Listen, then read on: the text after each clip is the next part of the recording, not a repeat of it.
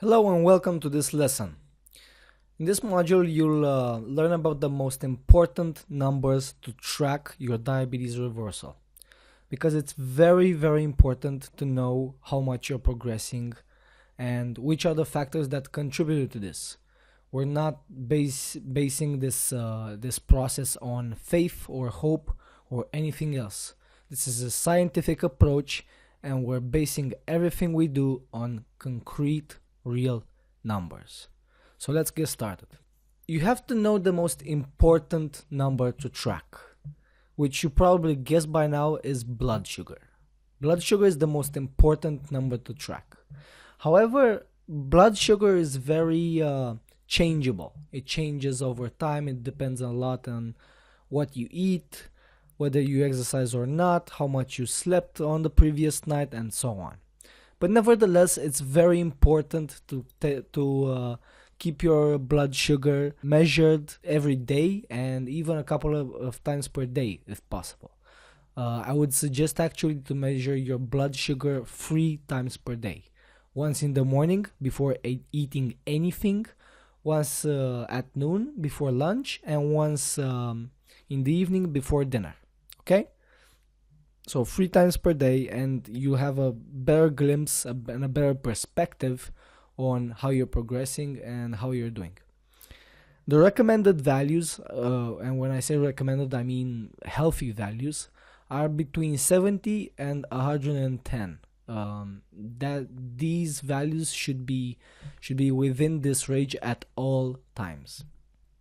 The fasting blood sugar, which I told you earlier about, which is in the morning before eating anything, should be in the same range. That's how the diagnosis of diabetes or pre-diabetes is put, okay? Based on the fasting blood sugar, they measure your blood sugar in the morning for a couple of times, 2-3 times, and if it's consecutively higher than usual, then they put the label of type 2 or diabetes on your health record. Okay, what you should know is that after meals your blood sugar may be a bit higher, especially if you're eating meals higher in carbohydrates, but it should never go above 150. Okay, if it goes above 150, then you should know that your insulin sensitivity is damaged to a certain degree. Okay, the best advice I can give you is that you should become your own scientist and test your blood sugar depending on various factors that you're implementing in your life. Obviously, this course will tell you which habits lower blood sugar and which don't, but to prove this experience to you, you should become your own scientist and test your blood sugar after every meal to see exactly how it influences you, and you get a more visceral experience of how this works. Okay? Another thing that I haven't written here is that your blood sugar might also get up in the morning. It might be abnormally high. This is called the dawn phenomenon, and it happens when your body is exposed to various stress factors that it cannot cope with. But we'll talk more about it in the nutrition module. Okay? The second most important number to track is your hemoglobin, more specifically the hemoglobin A1C. This represents the long-term blood sugar numbers, which represents your monthly progress. Okay, the recommended values here are under 6, ideally 5.6 or even under. If you can achieve even under, that's even better. But in the moment that you achieve 6 and under, you can like tell yourself that you basically reversed your diabetes, given that you'll also continue with the habits that got you there, of course. Afterwards, there are some other useful numbers to track, such as C-reactive protein, which measures the degree of chronic inflammation in your body.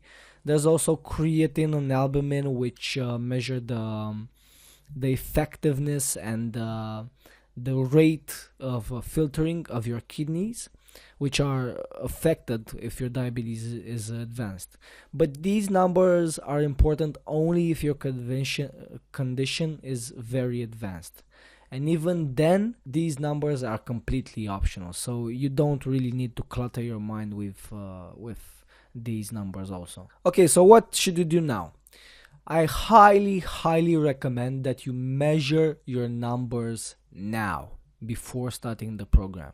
This is important to get a baseline from which you started and to see and feel that this program truly works and that your efforts aren't in vain.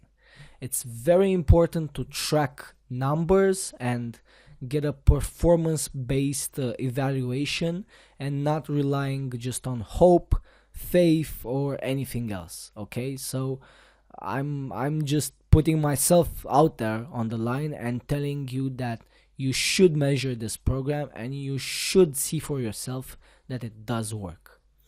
This also has a very important psychological component. Progress will motivate you very much to take even more action and to implement even more healthy habits into your life once you see that these work.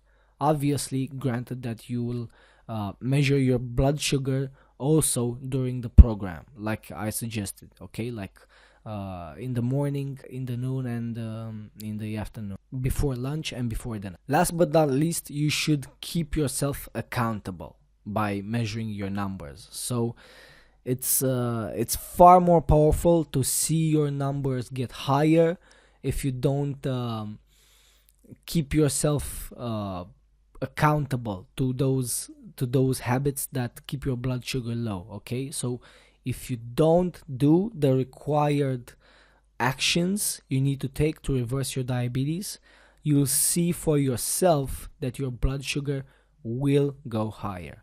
So this has another very important motivational, or so to speak, or psychological factor. And that's why, again, I highly recommend to measure your numbers now before starting the program. This means tracking your blood sugar levels 3 times per day for at least 2 days, and tracking your hemoglobin, okay, the specific type of hemoglobin that I told you about. If you track these 2 numbers, you get a great start for this program, and you have a baseline which you'll surely beat, so to speak. So you'll have lower numbers after maybe even 1 week into this program. That I can guarantee. Okay, so go ahead, measure your numbers now or as soon as possible in the following days, and then we can continue with the rest of the program.